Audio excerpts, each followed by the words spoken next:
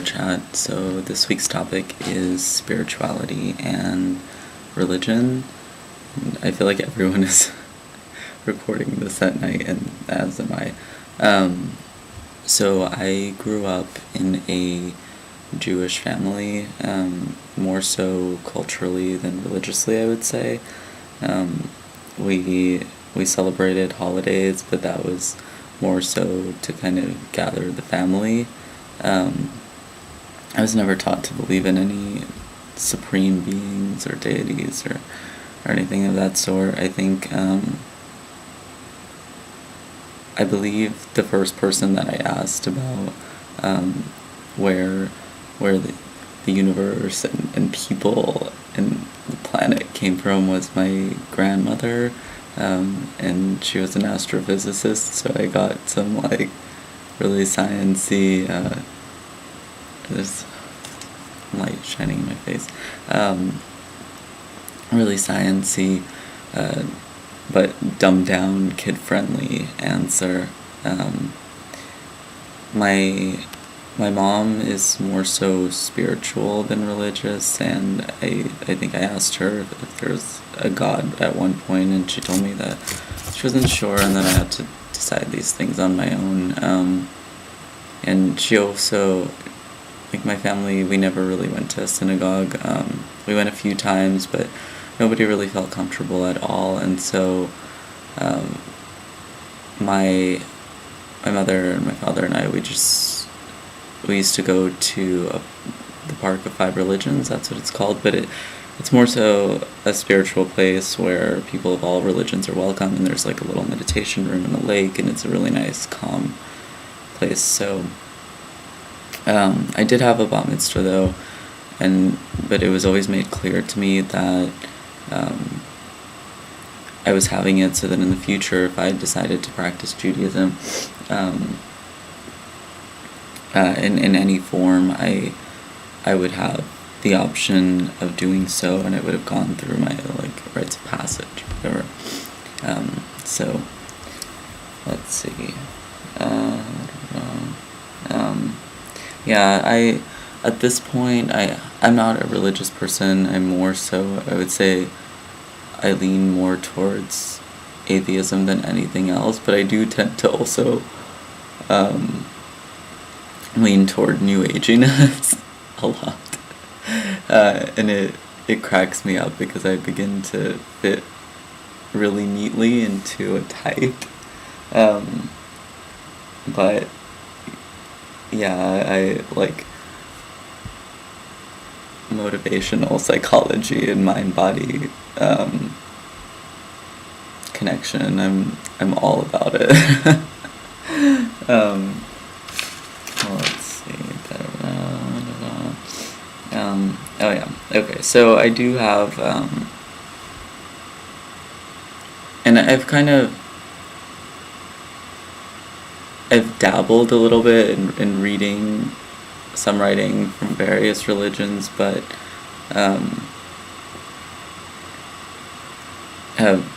I pretty much just kind of have my guiding principles or philosophies,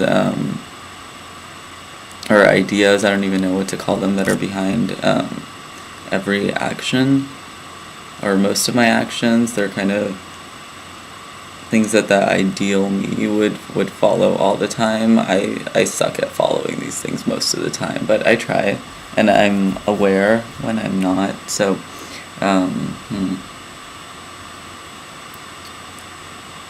oh yeah, and yeah, none of just to relate this back to gender, none of these things have influence. Well, to some extent, they've had an influence on how I've come to understand my gender, but more so they've impacted my my interpersonal relationships, especially with family, coming out to family and giving them enough space and time to kind of understand what I'm going through. So that's where these things have come to play the largest role. So, okay, 455. So number one, the first my first idea, philosophy, whatever, is having no expectations, approaching people and situations and things and places without expecting anything out of them. That one is huge and really hard to achieve, and I have expectations when approaching every situation. But I'm aware that I do, and so I try to kind of stop myself at this point, especially when I was coming out to my parents for the, I don't know, third or something time. Like, I've come out to them so many times, but I held off for a really long time because I had so many expectations for what their reaction would be, and that was the first thing that my mom told me. She told me that I need to stop. I need to stop expecting reactions from them that aren't grounded in reality, and just result in kind of a skewed perception of things. So that's something that I'm definitely working on. The next one is this one is really New-Agy. There's the idea of being present, and experiencing the present moment and being content within that, but more so being in a state of flow, and that one's a little harder to explain, and that's kind of when, like, things are working and making all kinds of connections, and you're using your strengths as a person, and obviously you're aware of what's happening with your body and your head, and all of those things. So I think that one's really important when it comes to transition, and just being okay with every step of the process. And I guess being really mindful of what's happening, and not overlooking things, despite what's happening in life.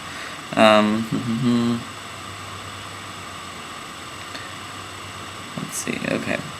Lastly, I would say, and I probably have so many more of these that I'm forgetting, but the laws of attraction are something that makes me feel better sometimes, and that's just the idea that you experience what you need exactly when you need it. And sometimes that thought helps, sometimes it feels like total bullshit, because it depends on how bad you're feeling. And also this one's kind of could go in two directions. The other one is that if you can pinpoint kind of exactly what you want, or exactly where discomfort lies, whatever, you could kind of begin to build a platform for things to fall into place, for the things that you want to attract to fall into place. So I think that when you're trying to, just to relate this back to gender, and if you can pinpoint a discomfort, even though you may not know that it stems from gender identity or so on, I think that through whether it's literature or people, or any kind of research, once you begin that initial search, you kind of begin to build that platform, and eventually things fall into place. And they continue to. So that's kind of where I am. Oh, and lastly, oh my goodness, how can I forget this one? My kind of ultimate guiding, I would say this is more of a value than anything else, but it somehow makes its way into all religions in some form or another, but and that's kindness and being considerate of those around you. That's something that's absolutely huge for me. It's the biggest thing. So that's where I stand, and I hope that everybody's doing well. And also, these things, I think, my degree of New-Aginess shifts a lot. I think sometimes I'm really into it, and sometimes I'm not at all. So I hope everybody's doing well, is having a good Thursday, and so on.